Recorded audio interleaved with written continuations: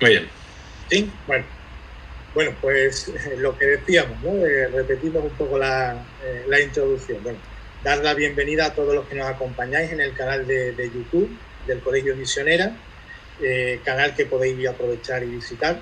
Esta acción que hacemos hoy forma parte dentro del proyecto Adelante, que busca acompañar en contexto de exclusión, y de la que Silvio es parte importante porque nos acompaña, nos orienta y nos forma en esa etapa, ¿vale? La dinámica del encuentro es la siguiente. Tendremos una primera parte en la que vamos a tener un diálogo pausado con Silvio, donde vamos a plantear cuestiones de fondo, y Silvio nos irá orientando y acompañando, y un segundo momento donde lo que haremos es, y lo hará Daniel, es trasladaros una serie de preguntas que nos habéis enviado estos días atrás al email que estaba puesto en la presentación del encuentro, y las que ahora mismo entren en el chat, ¿vale? Dani se va a encargar de todo eso. Muy bien, pues parece que todo va hacia adelante, ¿no? Como decimos antes, siempre adelante, pues no hay problema con eso. Silvio, te voy a presentar. Decía que hay gente que está conectada que nos conoce y te conoce a ti, pero a lo mejor tenemos la suerte de que haya gente que no. Entonces, vamos a presentar. ¿Vale, Silvio? De acuerdo. Muy bien. Silvio Miguel Bueno Marín, ¿vale? Nace en Sevilla en el año 1967, ya que aquí la gente utiliza las matemáticas para saber cuál es su... Él ha estudiado teología y filosofía, vinculado a la pedagogía desde diversas dimensiones y prácticas. Ha sido profesor de primaria, de secundaria, y ha fundado diversas asociaciones de animación sociocultural en barrios deprimidos. Por lo tanto, el tema de la educación lo conoce bastante de cerca, ¿no? Ha convivido con adultos en fase de reinserción en Llar Trobada, en Barcelona. No sé si lo he pronunciado bien, pero tú después me corriges. La Llar Trobada, sí. Y en centros de adolescentes con expedientes de protección y medidas judiciales, en nuestro querido y añorado hogar Padre Damián de San Fernando. También ha sido formador y acompañante religioso de su congregación. Él es un religioso de los Sagrados Corazones, y durante 14 años ha hecho esa actividad, ¿no? 8 años ha sido director del Colegio San José de Sevilla, un colegio muy conocido en Sevilla y que normalmente lo conocen por los padres blancos, ¿no? Así es, ¿no? Así es. 8 años director pedagógico de ese centro. Por lo tanto, de llevar un centro también tienes experiencia. Bueno, experiencia se tiene porque uno está vivo, así que si es buena o mala, no tienen que decir los resultados. Eso de la vida hablaremos también más adelante. De la vida y de la muerte y de más cosas, ¿no? Y otros aprendizajes, como nos gusta decir algo. En su desarrollo personal y profesional no ha interrumpido la formación, el acompañamiento a personas, a grupos y a corporaciones, y sobre todo en el campo del coaching, ¿no? En colaboración con EIEM, con MEDAT, con el proyecto Adelante que hemos citado, con IPRENDE, que es el responsable o director de formación. Ha asesorado en el área de coaching, liderazgo a instituciones educativas de España y de fuera de España, creo que en Estados Unidos y en Hispanoamérica, ¿no? Algo así también. Has viajado y conoces colegios en muchos sitios, eso también da bagaje. Y ahora mismo eres párroco en la parroquia del Buen Pastor de San Fernando. Esto, como hacer la tele, diríamos que aplaudan los de San Fernando. Bueno, si no lo escuchamos, porque aplaudan desde allí los de la parroquia del Buen Pastor de San Fernando. Esta parroquia está en el barrio de Gallinero, ¿no? Exactamente, sí. Es el barrio uno de los barrios de pescadores de San Fernando. Un barrio humilde, ¿no? Esto que algunos sociólogos llaman de exclusión social o de riesgo de exclusión. Y colaboras también con el CEP, ¿no? El Centro de Profesores de la Junta de Andalucía, sobre todo en centros educativos públicos que te han llamado para el tema, sobre todo y especialmente, acompañar y resolver conflictos en el aula, ¿no? O en el entorno del centro. Sí, al principio era más por cuestiones directamente de violencia, asesinatos, mafias internas en institutos, en colegios, y luego también es que la categoría de conflicto al final acaba influyendo también tanto en los chavales, la relación de los padres, profesores, incluso en el propio claustro, que tiene que enfrentarse a retos nuevos, ¿no? Y para eso sí trabajo con la Junta de Andalucía, o confíen en mí para formar y asesorar a gente. Entenderéis por qué este encuentro, este diálogo, la gente moderna lo llama los webinars o algo así, ¿vale? Pero bueno, nosotros un encuentro, un diálogo además con alguien amigo, alguien que tiene mucha experiencia.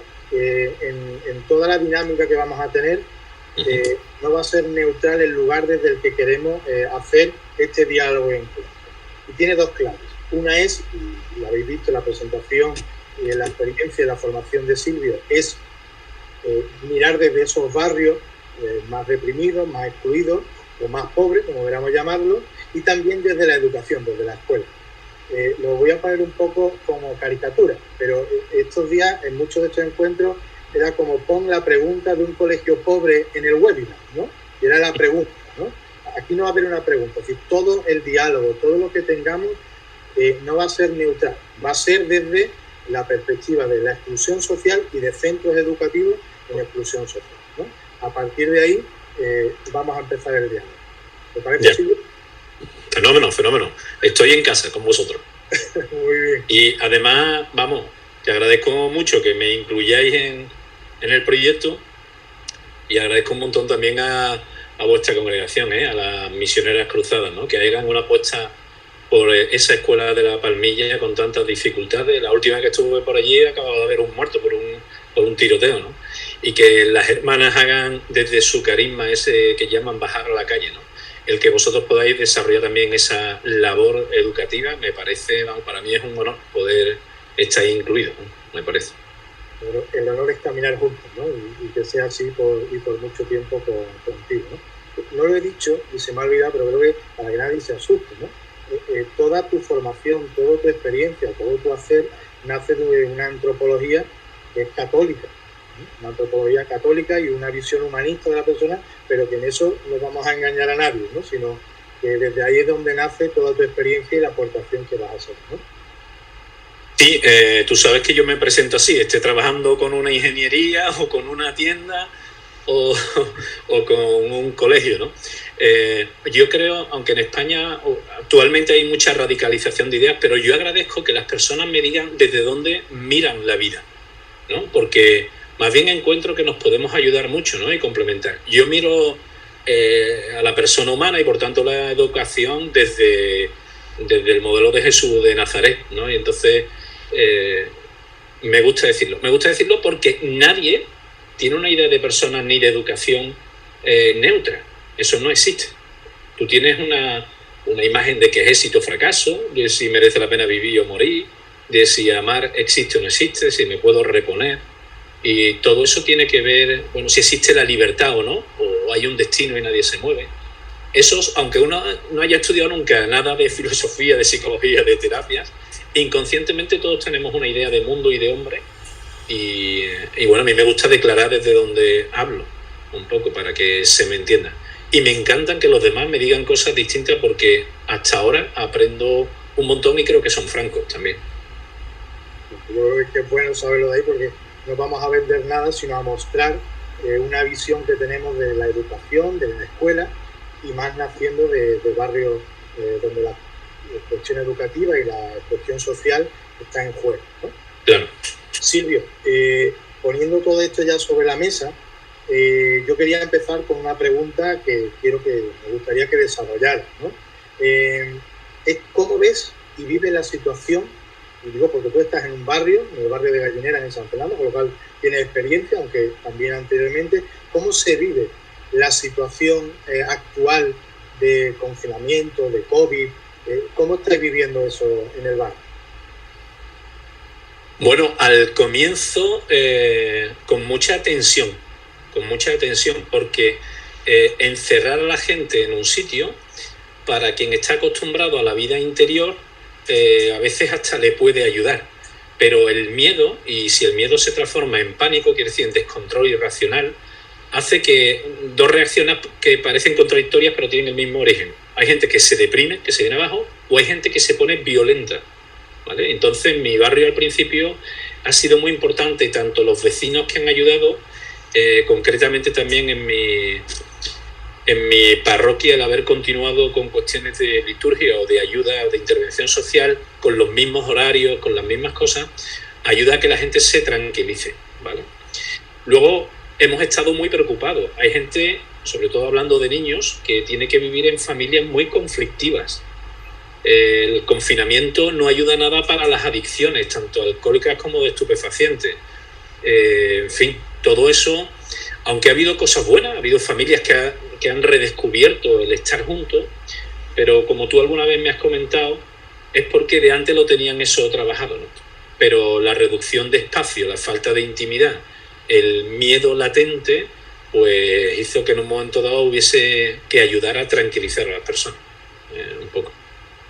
Lo hemos comentado alguna vez, ¿no? que la situación de COVID en algunos sitios y en ámbitos, ¿no? Desde la familia, un matrimonio, una institución, una empresa, un colegio, decían que había hecho que las cosas se rompieran, ¿no? En algún momento hemos dialogado que no, si se ha roto es porque antes estaba ya roto. Ahora, evidentemente ha habido una situación de dificultad, pero lo que sí es, se ha podido unir mucho más cuando las cosas ya estaban trabajadas de antes, ¿no? Y lo que se ha roto es porque ya estaba roto antes, ¿no? Creo que eso, y hablando con mucha gente en este tiempo, y ya ha pasado un tiempo, es algo que podemos constatar que ha sido así, ¿no? Por eso lo comentamos. Silvio, y si ahora salimos vamos por la calle de tu barrio, llegamos a una escuela de allí, o a nuestra escuela aquí en el barrio de Palma Palmilla, ¿cómo crees que está afectando toda esta situación a las escuelas y a la educación? Bueno, la educación son mucha gente, que dirían en mi barrio, ¿no? Para los niños, como bien habréis podido ver vosotros también ahí en el barrio, ¿no? En los comentarios, ha habido un problema, quiero decir, la educación ha parado y cuando se ha puesto en marcha se ha hecho a través de lo telemático. Eso ya es un problema de infraestructura, o sea, la gente de mi barrio no tiene todo el mundo un ordenador,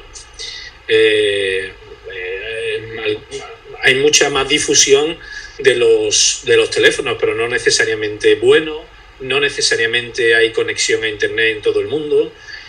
Uno, porque en mi barrio, de hecho yo te estoy hablando de un sitio cercano a mi barrio, porque yo mismo no tengo un internet seguro en mi barrio y he tenido que pedir prestado sitio, ¿no?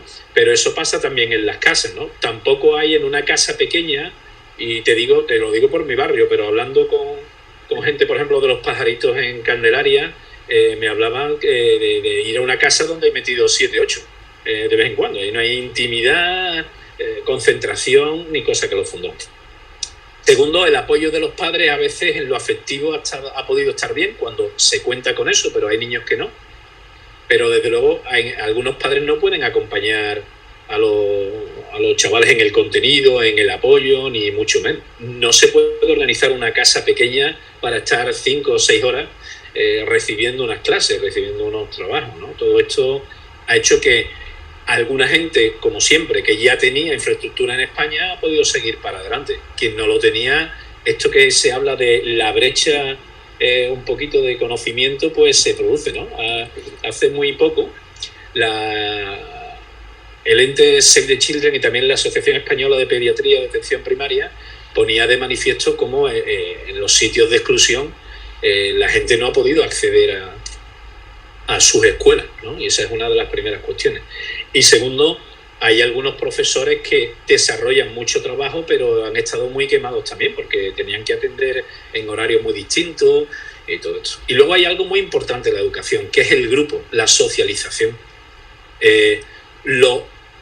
La personalización de la enseñanza es importante, pero la individuación, o sea, que uno sea la medida de su propio crecimiento, no es bueno. Entonces el grupo te ayuda un montón, tanto al profesor como al alumno, y lo hemos perdido también.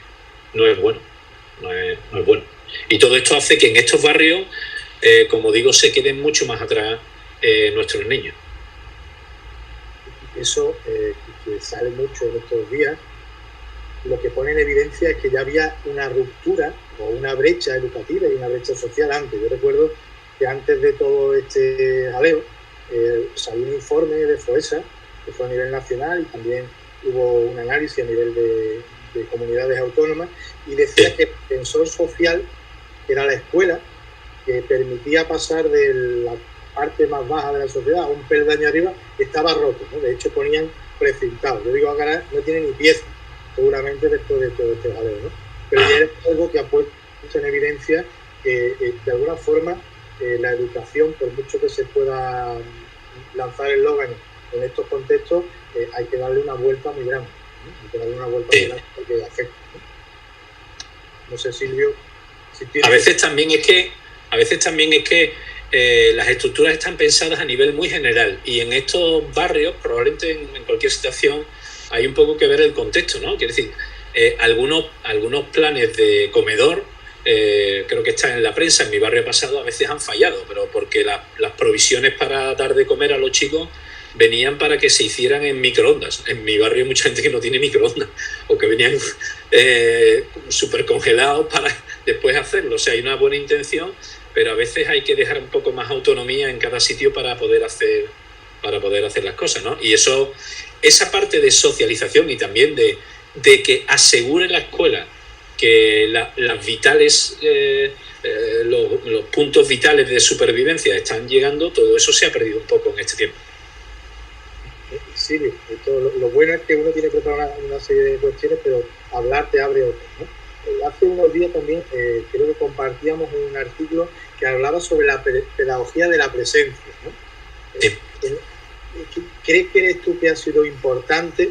Digo porque vosotros habéis tenido en vuestro barrio, habéis hecho esa pedagogía de la presencia cuando no había nada, y creo que nosotros en el colegio, gracias a la labor de las religiosas y de muchos profesores, ha habido también una pedagogía de la presencia cuando todo estaba confinado, ¿no? Sí. ¿Por qué era tan importante estar presente cuando, ahora lo podemos decir, antes era poco políticamente correcto, ¿no? Quédate en casa. Pues a lo mejor hay cosas en las que quedarse en casa era razonable, pero había que salir un poquito, ¿no? A lo mejor, ¿no? Bueno, para mí, como he dicho antes, era importante en nuestro barrio continuar con la acogida que hacíamos a través del equipo de Cáritas como intervención social, e incluso con la liturgia, tanto para los creyentes como para los no creyentes, porque era decir, primero, estamos aquí, no nos hemos ido; segundo, hacemos frente a esta situación que es desagradable, pero estamos buscando soluciones, y no puedes pararte, no puedes hundirte, porque mucha gente entra en una especie de depresión, tanto los niños como los adultos, ¿no? Y también, como he dicho, hay gente que entra en pánico, que en determinado momento no aguanta tanto confinamiento. Aparte, estamos hablando también de una población que hay un número de consumo también de droga y otra serie de cosas. Entonces, la presencia, incluso aunque alguien no esté absolutamente, no sea amigo tuyo, pero en el barrio y también en la sociedad y en las casas, todos contamos. Y entonces es muy importante decir, estamos aquí, vamos a seguir. Y en el caso de los educadores, y nuestra intervención social tiene que ver con la educación, tiene mucho que ver con la regularidad, con seguir una pauta constante y que la gente pueda tener seguridad de que nos acompañamos, de que estamos ahí. A veces también las escuelas en algunos barrios y estas asociaciones de intervención social, otras que conozco, lo que hacen es sobre todo decir, no te dejo, ¿vale? Por eso hoy día se está hablando muy bien de todo lo telemático, y sin duda nos ha salvado muchos problemas. Lo telemático nos da un montón de datos, ¿verdad? Pero eso es instruir, o sea, educar necesita la presencia referencial de gente que para ti tiene una autoridad moral, incluso sin estar de acuerdo. Pero eso para los adultos, indudablemente para los alumnos, y sobre todo un alumno que no depende tanto de la racional, sino de lo límbico, del sentimiento. La presencia como autoridad moral es lo que tranquiliza, y es lo que permite también, esa tranquilidad permite el aprendizaje.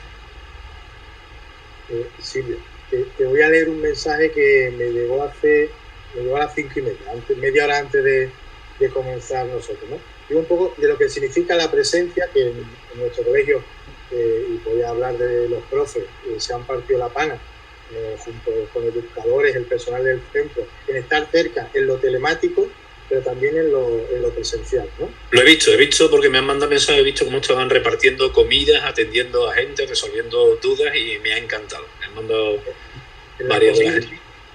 En la comida, muchos de los monitores y profesores que han estado por allí han tenido la experiencia de la gente decir, esto es como respirar, había algo abierto, podía desahogarme y hablar, ¿no? Y esa experiencia, todo el que ha estado allí en el reparto de comida, que ha habido monitores del comedor, y también han estado profesores de forma voluntaria, y las hermanas lo hemos podido vivir.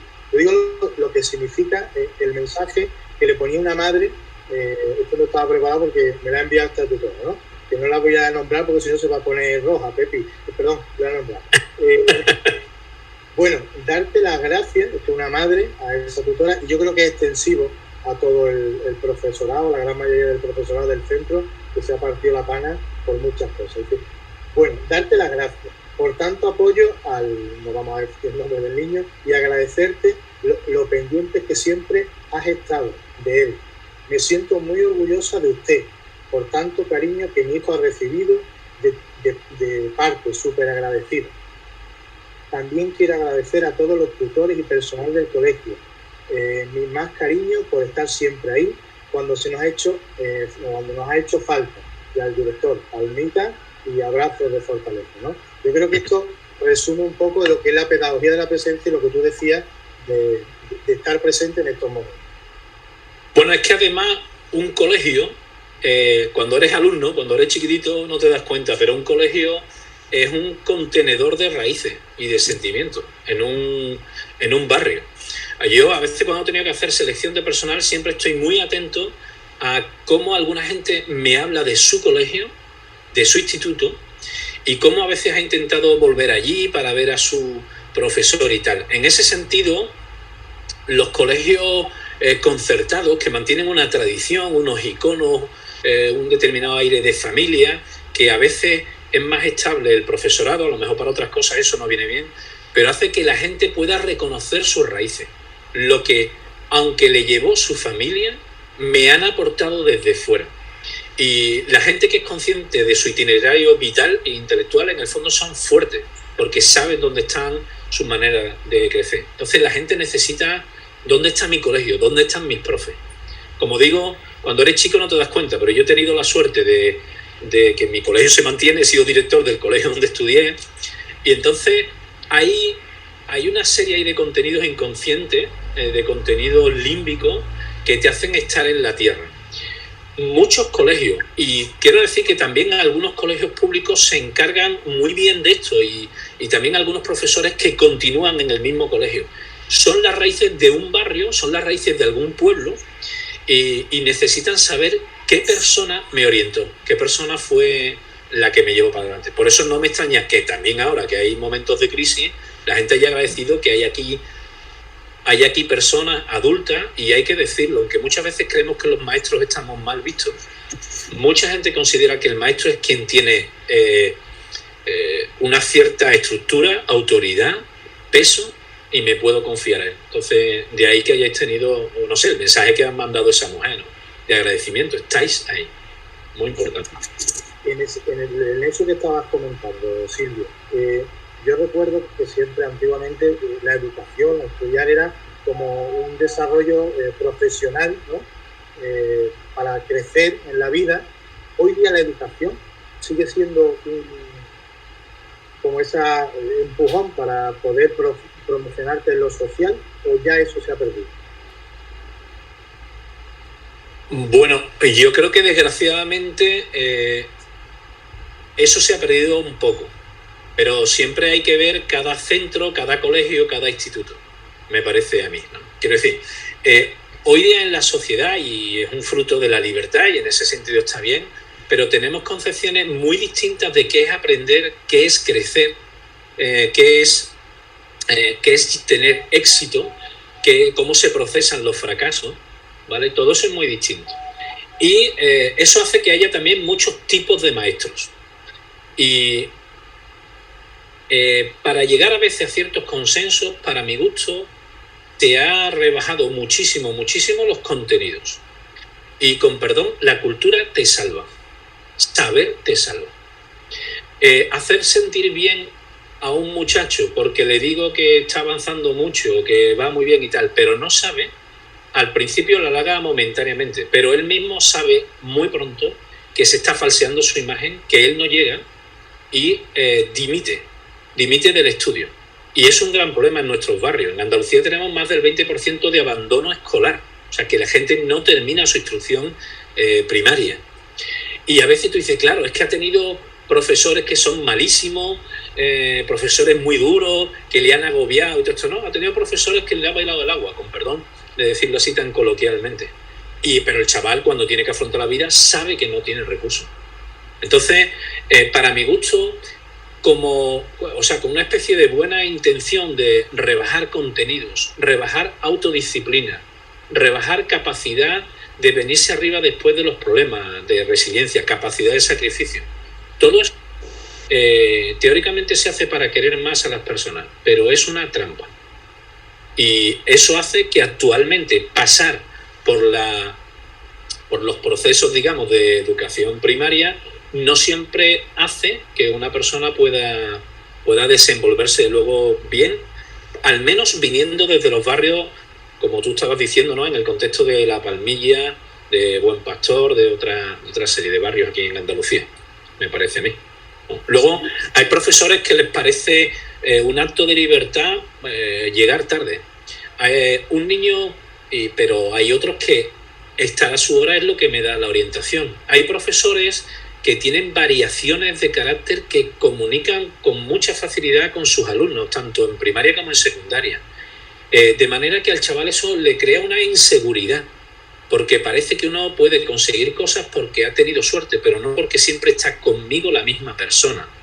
Hay muchas formas de presentarse que, digo, gracias a Dios hoy día todos tenemos libertad para presentarnos de cualquier forma, pero la educación necesita autoridad moral, necesita recurrencia.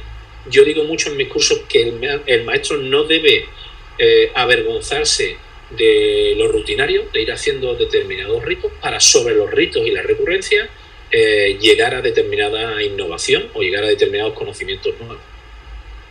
Silvio, digo porque tú eres alguien con mucha experiencia, vamos a aprovechar. ¿Qué le dirías tú? Digo, pues porque tomen conciencia aquellos profesores que se han dado en lo telemático, porque no había otra forma, en el WhatsApp, en la llamada, en ir al colegio cuando nadie iba, en que no ha salido ninguna instrucción que decía que ya podía ir al colegio, pero iban a arreglar sus clases o a preparar material para los alumnos o a echar una mano en lo que hiciera falta. Es decir, que aunque hayamos llegado a un 5%, a un 10%, a un 15%, que habrá que analizarlo, su trabajo merece la pena. ¿Tú qué le dirías a esos profesores? Yo, aprovechando que creo que hay algunos que no están bien. Menos mal. A ver, yo creo que el acto educativo no es inmediato. O sea, tú no llegas a una clase, y saltas un montón de cosas.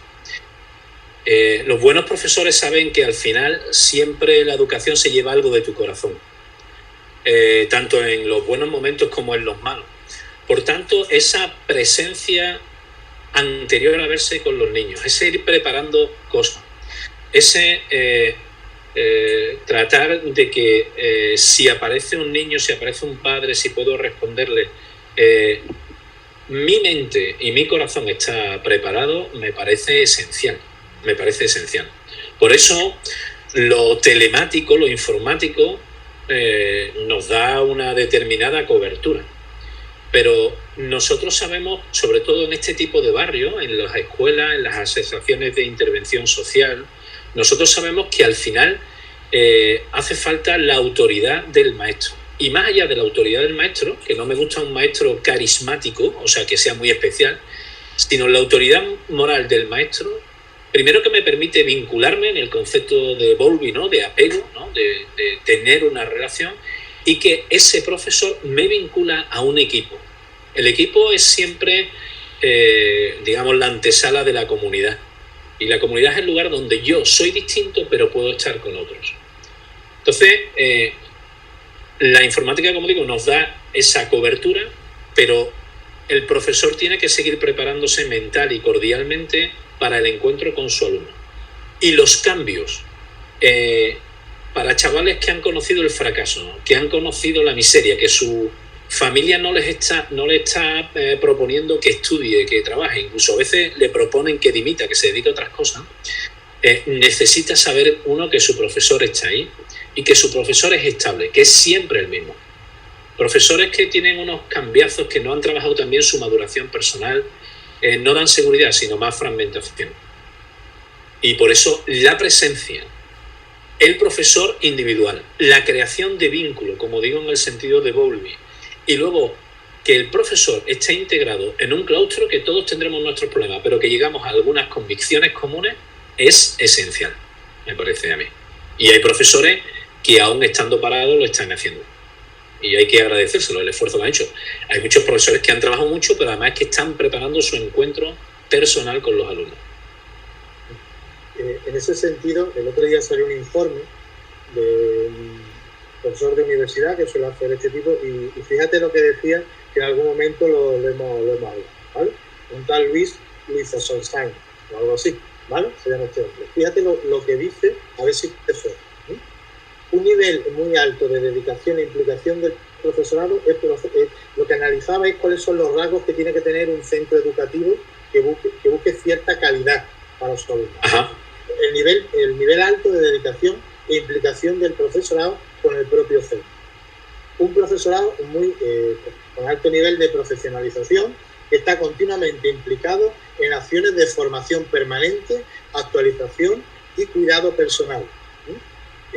Y otro rasgo que decía era que en el centro existe una visión y una filosofía de acción claramente definida y asumida por todo el claustro y compartida y conocida por la familia.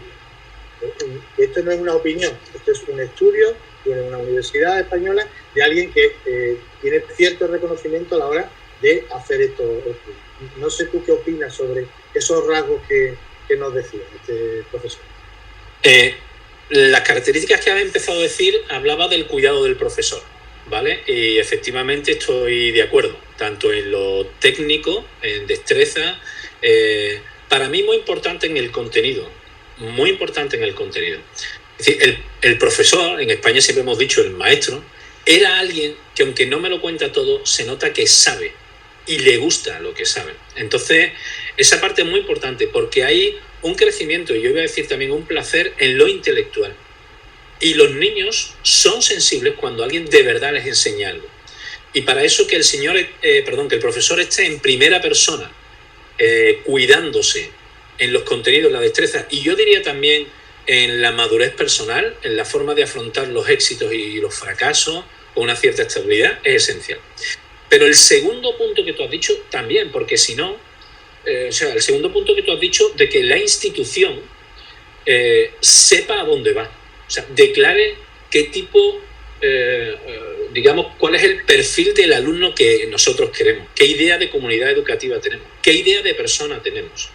Porque si no, el profesor hace mucho esfuerzo voluntarista, pero la comunidad educativa, y a veces la titularidad, si es un colegio concertado, a veces en lo público, la autoridad, a veces hay mucho talento desperdiciado porque en el fondo cada uno tira de la manta por un sitio, o porque hacemos apuestas que se quedan como a la mitad. O sea, quiero, si es un colegio concertado y encima religioso, quiero tener la cultura como una preparación para la fe o para hacer personas, pero a veces hacemos una apuesta por eso, pero no la hacemos. A veces vivo la enseñanza como para quitarme problemas de los padres y con otros compañeros. Hace falta definir a dónde vamos, cómo encajamos los problemas y las dificultades educativas, no solo cómo las encajamos, sino cómo yo como maestro, yo siempre lo digo, como maestro yo no soy el que evita conflictos, el que resuelve conflictos, sino el que provoca conflictos a la familia y al alumno, porque solo en el conflicto se crece.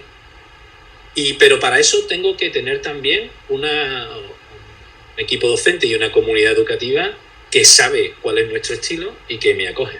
Si no, es un voluntarismo por parte del profesor, solamente. Silvio, vamos a jugar a esto que hacen en muchos programas de televisión, es a ponerte esto blanco o negro por poner al que entrevistamos en un momento de dificultad, ¿vale? Entonces voy a jugar a eso, ¿vale?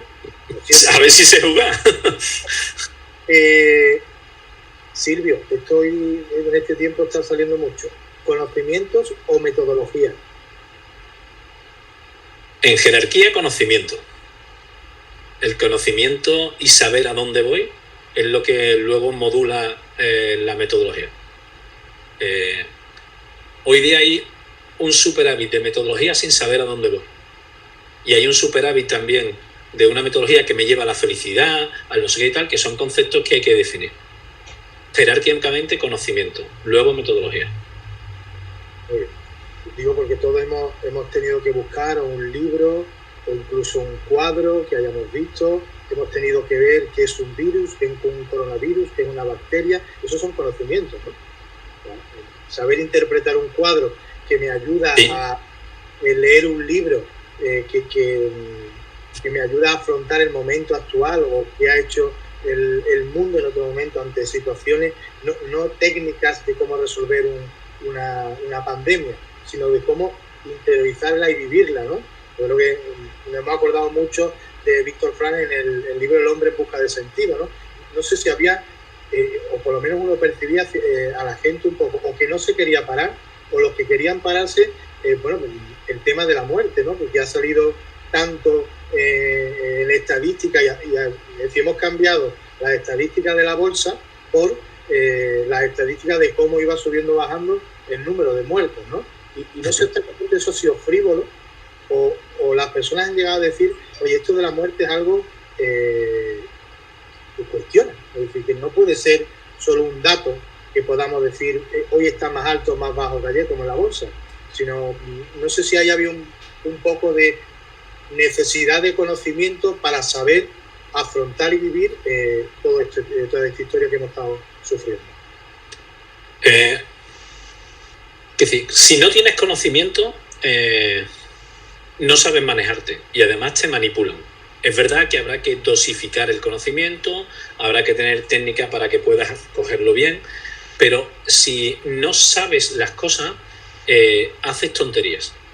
Y ocurre una cuestión, que es que estos temas que tú has nombrado, como la muerte, el fracaso, la plenitud, si existe el amor o no, si existe la verdad o no, puede parecer que es ya como una fase superior filosófica para intelectuales, pero no es verdad. Todos a nivel inconsciente, aunque nunca haya leído un libro de filosofía, de religión, ni nada de esto, a nivel inconsciente tengo una sensación de que la muerte gana o la vida gana. Todos tenemos una sensación de que los vínculos entre las personas y con mi generación se pierden o viven para siempre. Todos tenemos o no inconscientemente tanto los alumnos como los profesores, una razón para apostar por la vida o para ser progresivamente alguien escéptico, ¿vale? Entonces, estos son también contenidos y lugares donde hay que meterse. Si recordamos bien aquello que todos habremos estudiado por diversos medios de la pirámide de Maslow sobre las necesidades, no sé, se resumía en aquello de primero hay que comer y ya luego nos plantearemos las cuestiones de sentido. Pero en el caso, yo creo que en todas las personas, pero en los barrios más deprimidos es al revés. La muerte se le plantea a los niños muy pequeños, infantes. Si merece la pena la honestidad o no, es un dilema que se decide muy pronto. Ven gente morir que desaparece. Ven familias que están juntos, que vivimos con otros, que nos separamos del todo y tal. Y entonces, inconscientemente, la pregunta ya está ahí. No puedes esperar a que sea mayor, sino que tú ya, primero, con el profesor, que además de lo que habla, su propia vida ya es palabra, su presencia, ¿vale? Pero además estos niños necesitan captar también inconscientemente que tú das energía para creer en la vida, para apostar por el sacrificio, para que haya cosas que nunca se ven, pero la honestidad y la entidad que tienen no van a morir, no van a desaparecer. Y eso hay que afrontarlo. Y no hay que afrontarlo para tarde, porque yo veo mucha ingenuidad en algunos padres también, a veces en las familias, que no afrontan algunos temas que los niños están viendo. Los niños están viendo si sus padres se quieren o no, si ha muerto alguien o no, si hacemos venganza o no en mi clan contra otros, si tengo que defender de una manera tribal o de una manera más bien personal las cosas mías. Entonces el contenido es muy importante. A mí me horroriza cuando veo que a veces se vende un montón de innovación, ¿hacia dónde? Un montón de cuestiones modernas, ¿hacia dónde? Y luego gente que está muy preparada técnicamente no sabe responderle a su pareja, a su hijo, a sus alumnos sobre qué es la vida o qué merece la pena la vida. Pero no solo en el ámbito de educación, antes de del encerramiento por el COVID, en diversas empresas en menos de un mes teníamos que parar porque parte de la motivación para hacer equipo, parte de la motivación también en cuestiones de coaching personal, a veces también en escuelas, era tratar qué pasaba con la muerte, porque había pasado y eso estaba bloqueando a profesores y alumnos. Y todas las respuestas sobre la muerte, o que no haya ninguna respuesta, no sirven. Y hay que hacer opciones por enfoque, y eso son contenidos. No son temas extraños. Por eso cada vez más, es verdad que en España cuesta mucho trabajo la autonomía, pero cada vez más va a haber que declarar desde dónde miras tú la vida y cómo afrontas estas cuestiones, me parece a mí. Y la suerte grande sería no encontrar un profesor que es así, sino una comunidad educativa que se vive así. Vamos a seguir jugando. Voy a ir abreviando, porque yo estoy muy cómodo, pero estoy viendo que bueno, me estoy comiendo parte de la otra dinámica. Seguimos con el juego y a colación de lo que has dicho. Profesor carismático o una comunidad, siendo un poquito más, sin profesores carismáticos, a lo mejor más mediocres, pero que tiene clara su misión y por qué está en un barrio como un barrio de exclusión. Bueno, todo el mundo tenemos que cultivar nuestras formas de conexión, ¿no? Nuestras formas de hacer vínculos, y alguien que sea carismático va bien. Pero yo estoy muy cansado de premios a profesores carismáticos que disuelven el equipo. Una persona maravillosa la admiras, pero no la sigues. Y si ves con claridad que esa persona maravillosa no tiene un ámbito, un humus donde vive eso, o sea que es mentira, acabas viendo a alguien curioso, pero eso no mueve al cambio en los barrios. La gente necesita ver que tú vives eso, pero además detrás de ti hay gente que lo está sintiendo, que lo está viendo. Entonces, a mí no me gustan los carismáticos, y sobre todo los carismáticos que no saben andar en grupo. Andar en grupo es lento, andar en comunidad es lento, pero es más seguro, es más real. No debe, digamos, acabar con la individualidad, pero debe ponerla al servicio de lo común. Y eso sí que da fuerza a la gente para cambiar. Me fío de vosotros, no de que tú estés o que tú desaparezcas, porque eso a la larga a la persona lo que le da es mucha desconfianza, aunque seas admirable. Otra, razón o emoción. Hoy día, como tú sabes bien, se ensalza mucho la educación emocional, y yo creo que es muy bueno porque probablemente haya mucha gente que proviene de épocas donde lo emocional no aparecía, o también que a veces se nos pide demasiado voluntaristamente que estamos bien, que no pasa nada y todo esto. Entonces, nombrar las emociones, porque es parte de lo que soy yo, identificarlas, tener un momento reflexivo para ver cómo las gestiono, está bien. Pero quedarse en lo emocional es quedarse en lo animal. O sea, no, lo que nosotros aportamos, y también digo de Occidente, a mí me encanta, yo tengo hermanos y amigos que están en África y me cuentan sus metáforas. Conozco, me parece conocer relativamente bien muchas técnicas orientales, pero muchas de estas técnicas conducen al silencio, a escapar de la vida, a otras cosas así. Lo propio europeo es el contenido, las razones. De hecho, todo el mundo que te quiere manipular no quiere que sepas mucho. No, las fechas son una tontería. No, esto como funciona esta la física, ¿para qué te va a servir? Esto no sé cuánto. Nosotros tenemos un disfrute en conocer cosas, cada uno a su nivel. Las grandes revoluciones vienen de gente loca que ha pensado por pensar sin utilidad. Para mí, el enfoque competencial está muy bien, pero para resolver el fracaso escolar. Pero cuando uno empieza a funcionar, a crear mundos por su cuenta, es cuando empieza a ser verdaderamente, a potenciar verdaderamente lo humano. Y es lo racional, el contenido. Quedarte en tus emociones, encerrarte en tu individualidad. La diferencia, históricamente, se diferenció el término individuo de persona porque el individuo tiene su vida en sí misma. Y por eso a los animales también se les llama individuo. Pero ser persona es que tu esencia está en la relación, en el crecimiento a partir de salir hacia afuera. Y eso es que hay un montón de gente en Occidente que ya ha pensado, que me brinda su pensamiento durante generaciones y que yo lo pongo en uso. ¿Sí? Por supuesto, para mí, contenido. El que no sabe, no es que no sabe, es que hace tonterías. Silvio, hemos hablado de absentismo, de fracaso escolar, de abandono temprano. Yo recuerdo que en el colegio, justo antes del confinamiento, Dani con unos chavales de cuarto hizo una campaña que se llamaba Tú sí puedes, ven al colegio.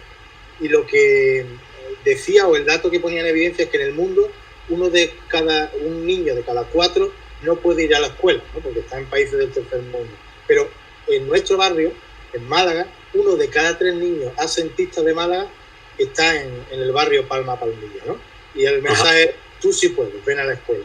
El tema del fracaso escolar, del asentismo, ¿cómo lo afronta? Y lo uno, y voy a ir uniendo preguntas, por ir un poco cerrando con alguna más y ya está, el tema de la cultura del esfuerzo.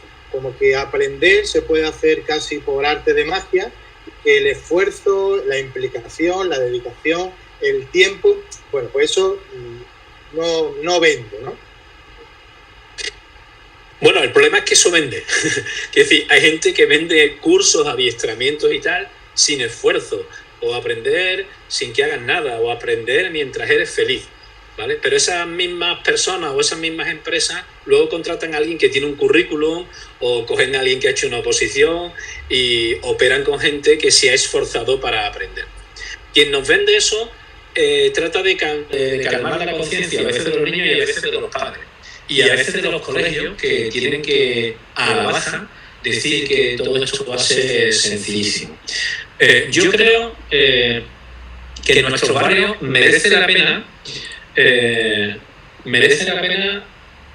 que haya una vinculación y una referencia con las personas que les haga pensar o soñar que ellos pueden ir más allá, ¿no? Como el lema que había dicho que usaba Dani, ¿no? De sí podemos, ¿no? Es decir, yo creo que tenemos que hacerle ver a la gente que hay una posibilidad de crecer, hay una posibilidad de darle honor a tu familia, aunque tu familia no te pueda dar más. Y eso es la escuela. Ahora bien, tanto en la escuela pública como en la privada, quien puede hacer bien esto es quien a veces utiliza métodos para estar en vínculo con la comunidad educativa. La Candelaria en Los Pajaritos en Sevilla, vosotros también por la implicación con el barrio, bueno, es que tenéis además profesores que proceden del barrio, ¿no? Alguna otra gente, antes de empezar las actividades, se trata de ir haciéndose presente como una oportunidad. Una oportunidad no para ponértelo fácil.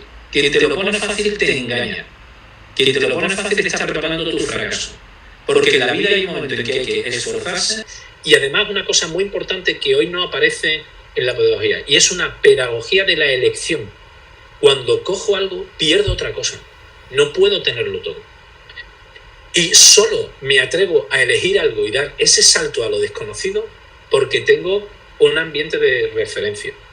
Entonces, como digo, tú sí puedes, hay que hacerlo, pero no es solo un mensaje de propaganda, sino una presencialidad y una vinculación anterior. Y hay proyectos extraescolares que son así, hay proyectos, digo, tanto en la pública como en la privada, que conectan antes para que la gente dé el salto y se esfuerce. Creo que sin esfuerzo es un engaño todo, y sin elección. Lo digo también no solo para nuestros barrios, o sea, hay padres que tienen a sus hijos con un complejo de que yo debo ser Dios para mi niño, debo darle todo, cuando eso no le prepara para la vulnerabilidad. Y entonces en septiembre hay un problema, y es que apuntan a sus niños a todas las extraescolares, porque mi niño también tiene que ser Dios. Y entonces mi niño tiene que saber inglés, y tiene que estar apuntado, y otro idioma. Tiene que estar apuntado a cuestiones de informática, tiene que ser muy bueno en 1 o 2 deportes, tiene que tener algo de música. Y se vive como si el niño tuviese que ser Dios, o sea, puede con todo. Luego la preadolescencia es como la gran decepción. Yo decepciono a mis padres y me voy separando de ellos, y mis padres, para no amargarme, ya no me preguntan por algunas cosas, pero no he sido el futbolista que esperaban, no he sido el violonchelista que esperaban, no he sido el guitarrero que esperaban o el inglés que esperaban. Yo siempre he recomendado actividades estas que se puede hacer 1 o 2, y tienes que ir viendo cuál es la tuya y dejas cosas. Y si yo le digo a un niño, es que tenemos que ser solidarios, tenemos que ser buenos, vas a dar, mira niño, tienes que saber que si das tu bocadillo en el recreo te quedas con hambre. No es voy a dar un poquito pero parte para mí. Desde muy pequeño hay que empezar que si elijo este tipo de amigos, otros amigos no me van a querer. Si elijo este tipo de vida, hay gente que no le voy a gustar.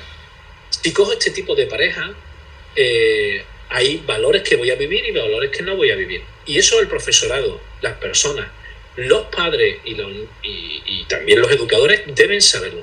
Porque si no, la persona vive una frustración. Yo venía para Dios y me he quedado en nada. Y bueno, voy a salir como pueda de la vida. ¿Por qué no enseñar que todos estamos necesitados, que todos somos vulnerables? Pero la fortaleza está en elegir a pleno pulmón, con conciencia, revisar y equivocarse y volver a seguir. Esa pedagogía tiene que empezar en infantil. En la escuela. Sí. Y en casa muy pronto. Y tú como papá no eres Dios, pero tienes mucho que hacer, y tú como niño no eres Dios. Empieza a probar y a elegir con conciencia. Y eso te dará idea de esfuerzo, porque significa que si quieres ser algo, tienes que tener perfil y ir a un sitio, no solo vivir y que tengas sensaciones, emociones buenas. Tienes un proyecto y vas hacia ese proyecto. Y la plenitud de tu vida está en conseguir ese objetivo, que a veces te dará una alegría y a veces te dará sofocones y a veces te dará sufrimiento y a veces te dará celebración. Pero sabes quién eres, lo has pensado, conecta con la realidad del mundo y eso da honor también a tu estirpe, a tu familia, porque vas más allá de lo que da la naturaleza y la biología. Silvio, parece que estoy en una videollamada contigo, pero hay mucha gente que está por ahí, ¿vale? Que quiere entrar. De hecho, a mí me están llegando mensajes de gente en piscinas, en casas rurales, que están en la piscina para vernos, ¿vale?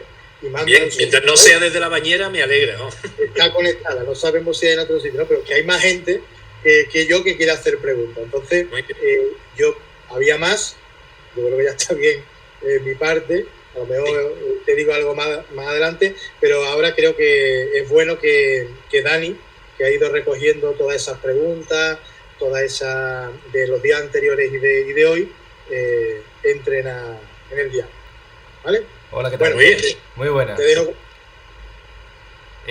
Bueno, en primer lugar, hay que disculparse, ¿no? Porque hay problemas técnicos, hay fallo que cede a lo humano y como es la primera cosa de estas que hacemos, el primer webinar o la primera retransmisión en directo, pues, en fin, ha tenido sus fallitos, así que pedimos disculpas. De todas maneras, Dani, yo estaba muy nervioso por cómo iba a salir esto técnicamente, pero cuando tu mujer te ha ido dando besitos de vez en cuando en la cámara, a mí me ha tranquilizado mucho. El amor existe.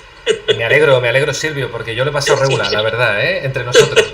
Lo he pasado regular. En fin, bueno, en primer lugar, hay que dar las gracias a todos los que han participado a través de tanto como el correo electrónico comunicacion@mci.es como a través del chat de la retransmisión de YouTube. Han sido muchos mensajes, hemos intentado atenderlos. Lo que pasa que sí que es verdad que muchos han quedado resueltos, muchas preguntas han quedado resueltas en vuestro diálogo. Entonces vamos a abordar aquello que no lo habéis tratado de forma al igual directa, pero bueno, por si podemos profundizar un poquito más y concretar en cuestiones que se van a concentrar en 3 bloques. La vuelta al cole, el contexto educativo y la familia, y un poquito modelo, escuela, teoría educativa, ¿vale? Vale. Bueno, pues empezamos con la vuelta al cole. Rosario de Málaga pregunta que después del parón de las clases de verano, si los estudiantes ya acostumbraban a olvidar parte de las rutinas adquiridas durante todo el curso, además evidentemente de los contenidos que han aprendido, que este es el llamado olvido estival, esta vez va a ser mucho más largo. Y además, todo este proceso lo que ha hecho ha sido en muchas familias cambiar horario y hábitos. La pregunta que hace Rosario es ¿cómo podremos volver a la normalidad escolar? Si necesitaremos un periodo de adaptación, pensando también adaptado es decir, concreto para cada etapa. Y también una pregunta muy parecida a la que formula Charo también de Málaga, nos dice, con los niños más pequeños, ¿cuál tendría que ser la prioridad? Vale. Indudablemente, pero ya lo hacemos en estos barrios también, en estos colegios, en estas asociaciones, ¿no? Una cierta adaptación tiene que haberla, sea por cuestión horaria o sea simplemente metodológica, porque a veces no nos lo permite más la ley. Pero toda adaptación tiene que ver con la creación rápida de vínculo, ¿vale? O sea, que el niño se encuentre con alguien que es autoridad. Cuando digo de vínculo no es que ay, qué contentito estoy, qué bien estoy, a veces es por experiencias positivas, pero sobre todo porque estoy viendo que mi profe, mi maestra es el mismo, es la misma, está aquí siempre, y es bueno aprovechar los primeros momentos para reforzar, hacer, si son nuevos, el vínculo, porque sin eso es complicado un poco salir para adelante en este tipo de barrio. Yo recomiendo, las personas que han estado conmigo en curso, que yo recomiendo, aunque sea mucho trabajo en la primera evaluación, ahorra mucho trabajo en la tercera, ¿vale? Y es también el vínculo con la familia antes de que haya conflictos negativos, ¿vale? Conectar con ellos para que la familia abra la llave del corazón del niño y diga, fíjate. Hay en mi barrio hay gente que dice otra vez una reunión de principio de curso, ya me han dicho lo mismo por los 4 años, pues todos los niños míos han pasado lo mismo. Y el niño escucha eso en la cocina, escucha eso en el patio, es decir, los maestros son tontos. Pero cuando una reunión ha estado bien preparada, cuando ya sé que algunas familias van a tener algún problema y me puedo entrevistar con ellos antes, aunque parezca mucho trabajo, papá, mamá llega a casa, la abuela llega a casa, la tita llega a casa, el hermano mayor de estos niños llega a casa y dice, vaya hombre, me parece que este maestro es distinto y además me ha caído bien. El niño lo capta y me puedo fiar. Por tanto, creación de vínculos nuevamente. Y luego, aunque haya que ir progresivamente, como he dicho antes, hay que volver a crear rutinas. Se habla tanto de innovación que parece que solo lo nuevo, y por ser nuevo, es bueno. Y la persona adquiere confianza también biológica e inconsciente cuando va teniendo algunas rutinas que le dan su lugar, que le dan su sitio. Y entonces no hay que avergonzarse con que cueste trabajo, habrá que ir haciéndolo poquito a poco, pero ir teniendo unas rutinas tanto de centro, ahí incluyo también al personal de servicio, limpiadores, limpiadoras, apoyo, extraescolares, como los mismos profesores. Porque los niños eso le tranquilizan, le hacen que se identifiquen. Y tú te puedes hacer referencia también a lo general. 3, de toda esta pandemia estamos muy atentos a los científicos. Como mínimo hay que recuperar el prestigio de la gente que sabe. Ahí es donde tenemos nuestra fuerza a los maestros.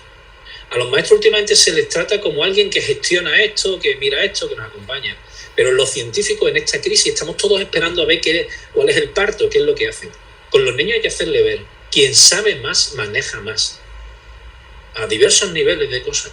Y aquí se puede aprender. Sería la siguiente cuestión, me parece a mí.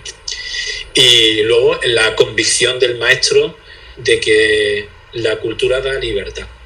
La cultura da libertad. Y por tanto, muy poco a poco, despacito, pero su presencia va a ser buena.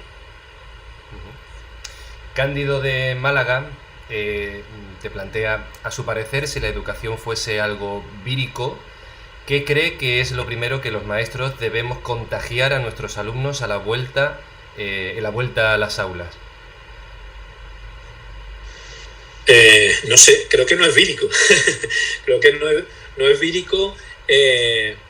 O sea, es verdad que crear un ambiente bueno de las cuestiones cuidadas que en estos barrios, en estas asociaciones, va desde la higiene del centro, desde la pintura del centro, desde también un poco cierta presencia de cómo van los profesores también. O sea, hacer ver que en el profesorado, en la infraestructura, en todo esto no ha entrado el caos. Entonces, parece que no, pero esa normalidad, esa preparación, ¿vale?, ayuda al niño desestructurado que tiene a veces, al menos en mi barrio, entramos en casa con una suciedad bestial, que los horarios se han cambiado, que no se distingue qué día es fiesta, qué día no, que puedo estar de fiesta, pero estoy medio en chándal y puedo estar en algo muy serio, no sé, para celebrarlo y no me voy apropiado. El profesor da cualificación al tiempo. Y esto, el ambiente que crea sí que puede funcionar como los virus, en el sentido de animar, ¿no?, y de dar referencia. Pero estos son decisiones comunes y a veces los profesores, que solemos ser gente con personalidad, pues podemos tener, oye, yo estoy de acuerdo en esto no tanto, discutamos entre nosotros mucho, pero luego pongámonos de acuerdo y tiramos para adelante. Siempre hay tiempo de evaluar y hacerlo de otra manera. Rosario de Málaga te pregunta que cómo puede afectar el distanciamiento social en el centro en el proceso de enseñanza-aprendizaje, sobre todo con los más pequeños. Bueno, yo creo que lo he comentado antes. O sea, para mí, aunque los sistemas educativos últimos no van por ahí y a veces ciertas herramientas de innovación que se ofrecen no van por ahí, para mí es esencial la presencia del adulto estructurado. Esencial. En toda educación. En toda educación. Pero en estos barrios que tienen ese peligro de exclusión, muchísimo más. Hay que decir, vamos a ver, como muchos de los que nos escuchan sabrán, nosotros tenemos una parte reptiliana, por decirlo así, en nuestro cerebro y en nuestra conducta, que es para las cuestiones de supervivencia. Tenemos una parte emocional, llamamos el sistema límbico, ¿no? Cerebral, ¿no? Cuando los chavales, en algunas casas que no hay mucha cultura, no están siendo estimulados racionalmente, ¿vale? Los chavales sí, lo que desarrollan solo es el estímulo límbico, el estímulo inconsciente, ¿vale? ¿Qué pasa? Que sobre todo en casas donde hay peligro, los niños están muy atentos a si mi padre viene, perdón, estoy pensando en casos de mi barrio, ¿vale? Si mi padre viene borracho o no, cómo mete la llave mi madre en la casa, si mi hermano va a decir barbaridad o no, si dormimos 3 o 4 juntos, si este está bien o está calmado o no. Entonces, se hacen especialistas los niños desde, bueno, realmente esto está comprobado que se empieza desde bebé, pero en los chicos, en los de infantil, el sistema límbico está funcionando. Y por eso, como tú te presentes, o sea, la presencialidad, que des seguridad al niño, que des autoridad al niño, que incluso si tú tienes altibajo, porque todos tenemos derechos, pero puedes explicárselo al niño, tienes altibajo en tu ánimo, en tu forma de aparecer, en tu vestimenta, es que después de esto me voy al médico. Por eso, tal, los niños sienten que lo afectivo, lo sentimental, lo límbico, tiene una correspondencia, digamos, con la persona que me enseña. Entonces, yo creo que, como digo, lo presencial del maestro y el maestro estructurado es esencial. Es curioso que en algunos de estos barrios, algunos de estos niños ponen nerviosos a los profesores. Dicen, es que este niño sabe sacarme de mis casillas, sabe justo dónde está. Es que ese sistema límbico les hace comprender mucho antes que un niño que luego va a tener un título universitario, que va a seguir más adelante, pero se quedan en lo límbico y son especialistas y saben solo mirando a un profesor si es verdad, o sea, si es auténtico o no. Voy a decir una barbaridad, saben hasta si está satisfecho sexualmente o no, si es una persona envidiosa o no, si habla de mentira o no, lo saben con mirarnos. Luego, ese sistema límbico les va a encajonar ahí, porque hace falta desarrollar el otro sistema, el propiamente humano, el racional, ¿vale? Pero al principio estos niños decimos, es que son muy listos, es que hay que ver cómo captan las cosas, algunos de ellos, pero no es así, es que saben identificar. Por tanto, es necesario lo presencial, pero es necesario lo racional en el profesor para que luego eso también vaya haciendo crecer al chaval también. ¿Crees que el distanciamiento social va a condicionar el aprendizaje? Las medidas que vamos a tener que tener en el centro a partir de septiembre. Eso no ayuda. No ayuda. Las personas somos también cuerpo, como estamos diciendo. O sea, hay una parte límbica que te puede encerrar solo en lo límbico siempre y en lo emocional siempre, pero a partir de lo límbico, sobre todo mientras más chicos son los alumnos, pues es también una energía que aportamos, ¿vale? Pero nosotros podemos aportar también cercanía, precisamente porque somos intelectuales, porque somos también racionales, podemos aportar mucha cercanía con las palabras. Y el maestro es un artista de la palabra y sabe qué frase decir, cómo decírselo. Yo puedo conectar con un niño con un humor recurrente, con una especie de gesto recurrente, aunque sea sin tocarlo, que le va dando al chico una vinculación. Nosotros podemos mucho, incluso algunos profes que a veces se ven superados por la indisciplina y tal, uno tiene que volver a decir, soy poderoso por la razón, he estudiado, sé más que estos niños. Lo que pasa es que ellos son especialistas en lo límbico, pero mi razón puede analizar eso límbico y también tener una respuesta racional por parte del profesor.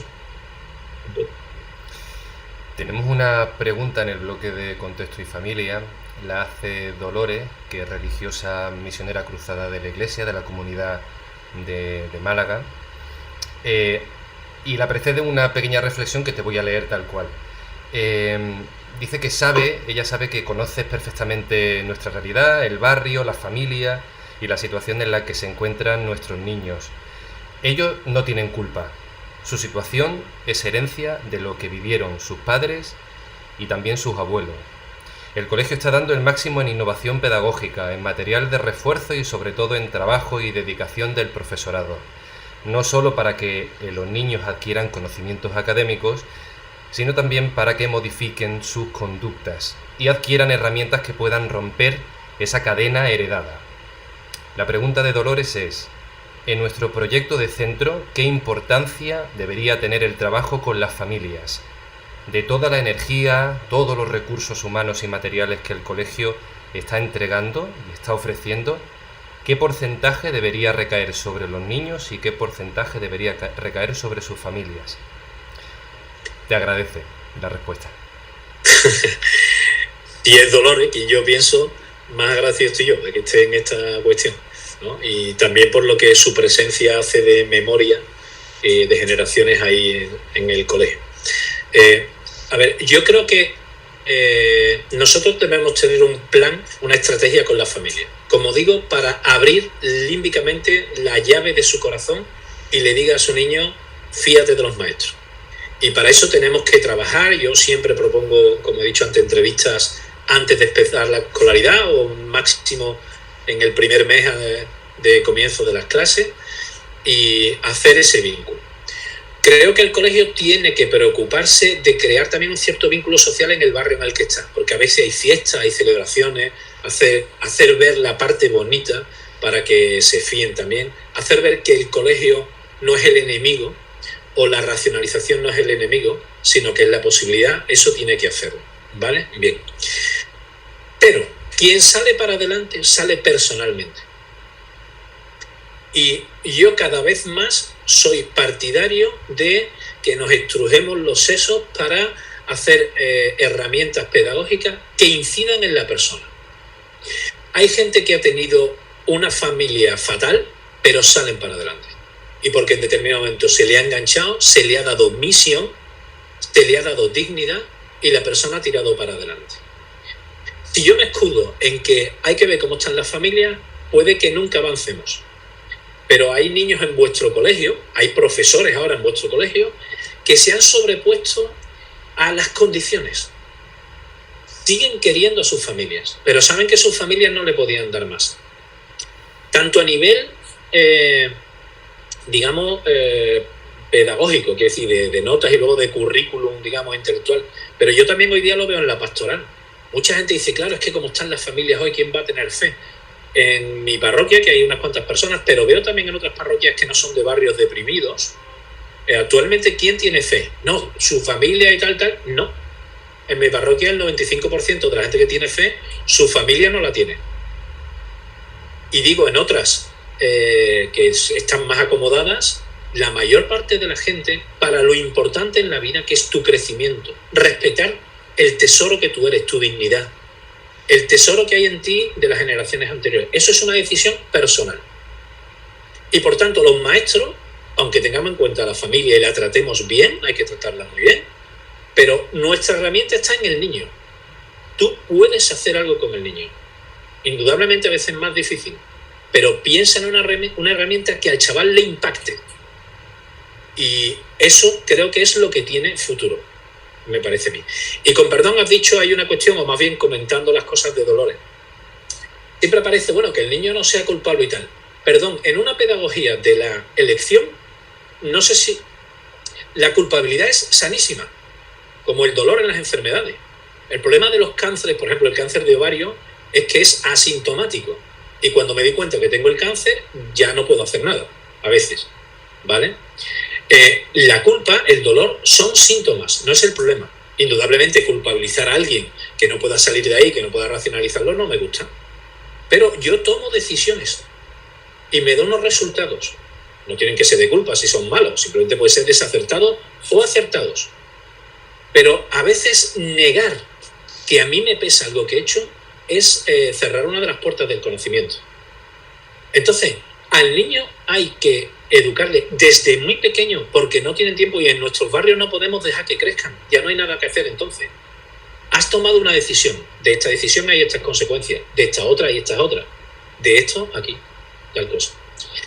Pero hoy día la pedagogía, con perdón, tiene que cuidar a la familia. Pero la clave está en las personas, en cada persona. Ya está bien de que todo el problema es la familia, la sociedad y el gobierno y no sé cuánto. Los que han salido para adelante, los que nos hemos pulido las cosas, hemos tenido que tomar decisiones, a veces equivocándonos y metiendo mucho la pata, pero tomando nuestras vidas en vuestras manos. Y los dos que estáis delante de mí, habéis dado honor a vuestra familia y a vosotros mismos, porque en determinado momento es vuestro camino. La siguiente pregunta hace alusión al modelo educativo. Charo de Málaga pregunta: a raíz de la situación que vivimos, ¿crees que sería necesario darle un giro al modelo de escuela?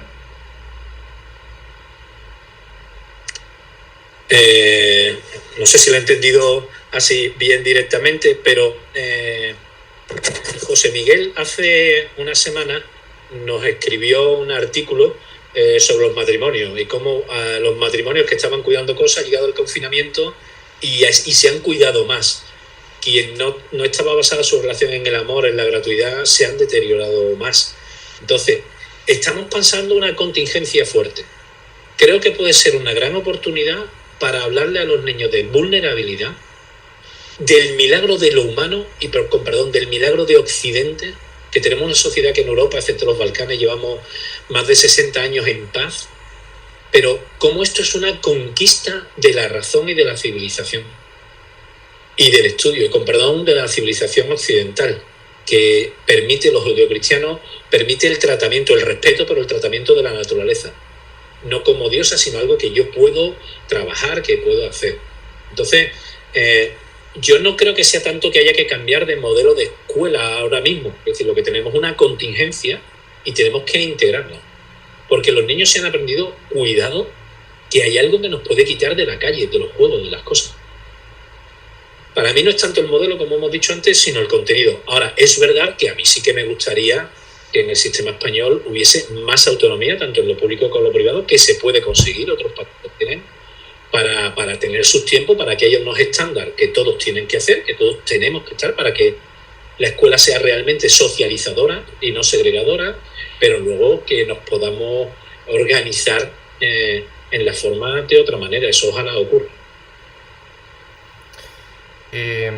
Al hilo de lo que estás comentando, te lanzo, ya en parte contestada, pero te lanzo una cuestión de Francisco Javier de San Fernando, y te pide que indiques algunas fortalezas, y carencias que la reciente crisis sanitaria ha puesto de manifiesto en el sistema educativo. Parte ya respondida, pero por si puedes responder sucintamente o puntualizar alguna más. Bueno, a la gente se le olvida que estamos en un país estructurado, ¿vale? A mí no se me olvida que tenemos una red de enseñanza pública, concertada, privada, que tenemos una socialización. Entonces, esto viene, yo, como sabéis, tengo hermanos, tengo compañeros en países de misión. Todo esto está arrasando. Pero aquí, aunque sea con miedo, aunque sea con vulnerabilidad, pues, ¿qué pone de manifiesto esta situación? Que vivimos en sociedad, que podemos organizarnos, que hay puntos de referencia por nuestras convicciones, ideologías, hay parroquias, hay asociaciones, los colegios están ahí. Los maestros se han pegado una pecha de trabajar en general que a mí de verdad que me ha impresionado. O sea, han tenido que romper sus horarios y tal, y yo creo que eso no se puede mantener mucho tiempo, pero hay que reconocer que ha sido bestial. Y eso a la larga también le da, dentro de la sociedad y de los barrios, pues, oye, una cierta autoridad moral, ¿no? Que digo, impresionante. Y no solo un profesor excepcional, yo creo que la gente ha trabajado mucho. Y a mí me cuentan muchos profesores y profesoras, algunos nos estarán escuchando, cómo hay niños que estaban deseando la llamada de su profe, de preguntarle cosas, de estar. Y digo, creo que no se puede mantener mucho, primero porque van a reventar, Y segundo, porque es bueno el grupo, es bueno aprender el grupo, no solo personalmente. Pero esta pandemia ha puesto de manifiesto que nosotros vivimos en un país occidental y que ojalá no nos carguemos, ni nos carguemos la estructura de país también, ¿no? Por decirlo así, ¿no? Ahora, ha puesto de manifiesto que no todos tenemos las mismas oportunidades y como hemos dicho antes, ¿no? Con lo telemático, bueno, incluso con la comida que hemos tenido que proveer a veces en los colegios y en las asociaciones, en las iglesias, ¿no? Y entonces en ese ambiente nos perdemos todo, que no tenemos el mismo acceso. Y luego que las casas pues no son todas iguales. Vamos, aunque le des a alguien el ordenador y le des el de esto de internet, tú necesitas a alguien que te vaya orientando, necesitas una tranquilidad, necesitas que tu evolución tanto física como psíquica como de valores vaya siendo igual y eso, bueno,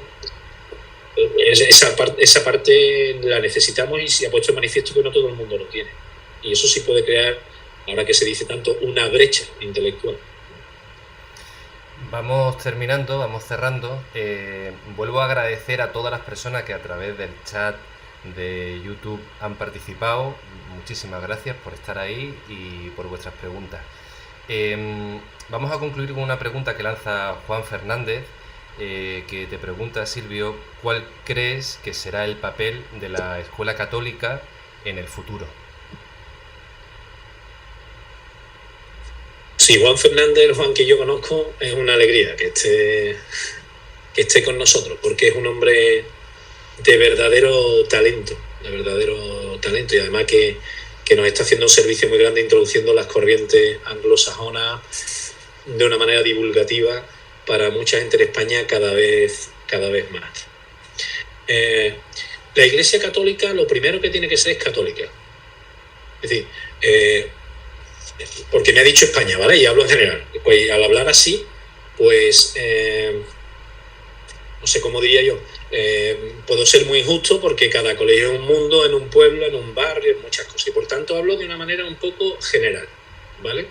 Pero un malentendimiento del acompañamiento del mundo por parte de la Iglesia después del Vaticano II hizo que mucha gente se acomplejase del mensaje. En general de tener mensaje. Primero del mensaje religioso. Pero incluso gente cristiana progresivamente se ha ido acomplejando de tener mensaje también de la propia ciencia, de la propia intelectualidad. Entonces, yo creo que cada vez más en España somos muy ideológicos, pero en el resto del mundo la gente declara quién es, cuál es su ideología, cómo mira el mundo y tal. Lo primero que tiene que hacer la Iglesia Católica es no acomplejarse de ser católica. Es decir, en lo católico, para mi gusto, tenemos una antropología plena en la visión de hombre en Jesucristo. Tenemos un futuro pleno en la asistencia de Jesucristo como Dios. Y lo que tiene que hacer la Iglesia Católica, que tiene un mensaje que es para el mundo, por el mundo, pero a veces enfrente del mundo, es concienciarse. Y por tanto, algo que no están haciendo los colegios es los colegios católicos, en un número para mí preocupante, digo, no son todos, pero para mí preocupante es que no están liderando los colegios los que se lo creen y no están seleccionando los colegios los que lo viven, no los que se acoplan al ideario. Es decir, es mucho peor alguien que porque en mi diario está que hay que ir a misa con los alumnos tal día, van para allá, pero los alumnos límbicamente saben quién está y quién no está. Y por tanto, en el futuro, cada vez más, no solo la Iglesia Católica, sino pues, un grupo que sea, no sé, ecologista, gente que está con constelaciones, alguien que tiene enfoques gestal. A mí me agrada que me digan, mira, yo soy así, o sea, no quiero ser todo, no quiero abarcar todo el espectro. A mí me ayuda a que cada uno sea lo que son. Y creo que los católicos lo tienen que hacer. Y creo que la Iglesia, a nivel práctico, tiene que saber si confía en ella misma y en Dios. Y creo que tiene que buscar formas operativas. Yo en mi trabajo, que también trabajo con empresas, con profesionales muy distintos, desde la industria, locutores, por supuesto maestros y tal, uno tiene que aclararse en qué cree. Porque si no tenemos grandes instituciones vacías de contenido. y hace que quien se lo cree esté en un centro y no sea valorado. Y sin embargo que a veces se valoren formas globales, comunes, de innovación, no sé qué, que son un timo. Y concretamente, dentro de la escuela católica, para mi gusto hay un montón de formas de innovación que tienen una base constructivista. El constructivismo para mí es bueno como técnica y otra serie de cosas. Pero donde el individuo produce su propio conocimiento y su propia salvación. Y eso niega la fe. Puedo dar clase de religión, pero puedo tener métodos que de hecho bloquean anímicamente la fe. Y aprender es que mi salvación viene de fuera. Es que yo no me salvo de mí mismo. Ojalá un profesor me haga personalizar conocimientos, pero para saber que el conocimiento no emana de mí, es mentira. Yo aprendo cosas que no he inventado yo. Lo han inventado las generaciones anteriores a mí y en última instancia Dios. Y la Iglesia Católica no solo tiene que tener un embadurne de fe, sino gestionar pastoralmente, que se puede y es sostenible. Y tiene que hacer unas elecciones de contenido también que son muy importantes, también sobre qué es la muerte, qué es el amor, y producir instrumentos pedagógicos de eso. O sea, hay gente gastándose una pasta en una serie de innovaciones que no dicen nada, en colegios católicos, que no dicen nada, y que más bien lleva a no creer en nada, porque todo es lo que vaya saliendo de ti, lo que tengas tú, que es una barbaridad, me parece. Por tanto, ¿qué tiene que hacer la Iglesia Católica? Ser católica. El problema más grande en general que tenemos en la Iglesia no es el mundo, si los gobiernos nos ayudan más o menos, si hay más secularismo o menos. El problema más grande que tenemos en la Iglesia Católica es Jesucristo, que siempre nos pide más y siempre nos pide tirar más. Y encarnar formas, en este caso pedagógicas, pero en una ingeniería sería formas de gestión y de cómo hacer las cosas, formas éticas, cómo traducir a la práctica la encarnación de Dios en el mundo. Y de eso no lo está trabajando mucha gente, ni demasiadas empresas, más bien a la contra. Pues... Y hay que decir que, hay que decir que hay mucha gente que empieza a irse de colegio religioso, uno, porque no le ofrecen fe, sino una especie de todo es igual, todos los perfiles son iguales, todas las culturas y todos los perfiles no son iguales. Y dos, como el niño lo tiene que sentir y el niño se crea un pequeño Dios, pues hay gente que empieza a mandar a colegios que a lo mejor no le gustan tanto en su ideología, pero son más duros, para que el niño aprenda que si luego quiere hacer un trabajo, quiere presentar un currículum, tiene que hacer una oposición, tiene que estudiar. Alguna gente pone a estudiar a sus niños en conservatorio, instrumentos musicales, porque están tan hartos de algunos cooperativos, de algunos da igual el contenido que tenga, que resulta que la música le enseña método, autodisciplina, continuidad y toparse con su limitación y querer ensayar alguna y otra vez para poder salir para adelante. ¿Por qué? Algunos padres me dicen, es que mi niño luego puede que quiera opositar, es que puede que luego le pidan ese sacrificio en una empresa, es que si quiere ser maestro va a tener que pringar más allá de cómo se sienta. Ojalá la Iglesia Católica, que sabe que no tiene su salvación por sí misma, sino por Dios, nos ayude a salir de nosotros mismos y así aportaremos luz en esta sociedad. Pues muchísimas gracias, Silvio, por contestar todas estas preguntas. Le damos también las gracias a todos los que han participado y os dejo a solas, os doy intimidad para que os despidáis y cerréis este webinar. Mucha intimidad, no tanto, tío. Gracias, Silvio. Por lo que veo aquí, ahora mismo estaban conectados unos 48 personas. Por un chat privado me han dicho que ya han entendido la última pregunta. Sí, hay comentarios interesantes que en la intimidad de una cerveza se comentarán, ¿no? Bueno, Silvio, no sé si hemos vendido mucho, creo que poco. Espero que hayamos mostrado algo. Y sobre todo silencio no ha habido, ¿vale? Ha habido contenido y no sé para algunos, pero para mí ha habido mucha sabiduría por tu parte y por las preguntas que han ido saliendo y nos han ido haciendo. Entonces, yo en nombre del colegio agradecerte que te haya ofrecido este experimento, ¿vale? Que llevamos 1 hora y media aproximadamente. Yo se me ha hecho muy corto, pero bueno, entiendo que haya gente que se haya tenido que mover un poquito, ¿no? Pero agradecerte en nombre del colegio muchas cosas, pero de haber estado, agradecer a toda la gente que, como ha dicho Dani, que haya participado y haya estado activo en los chats, incluso privados. Oye, no se escucha, oye, habla más alto, ¿no? Estas cositas que te dice la gente para ayudar. Y agradecer a toda la labor de crear este espacio, de buscar fórmulas, y que al final han hecho posible pues, tener este diálogo tan bonito. Yo solo queda decirte muchas gracias. Nada, gracias a vosotros y sobre todo por incluirme. Siento si hemos sido muy largos, muy pesados, pero nosotros tenemos vida y vosotros me la dais, me permitís estar en eso. No desanimaros, porque como dices tú, hay cosas que no ven, pero hay cosas que son reales y esas se quedan siempre. Vosotros quedáis a pesar de las crisis. Amigos míos que tienen asociaciones, en los Pajaritos, Escandalaria y otra serie de gente, pasan las crisis y siguen, porque ellos tienen misión, no solo tienen trabajo. Y eso hace que atraviesen todas las dificultades. Muchas gracias por existir. Gracias.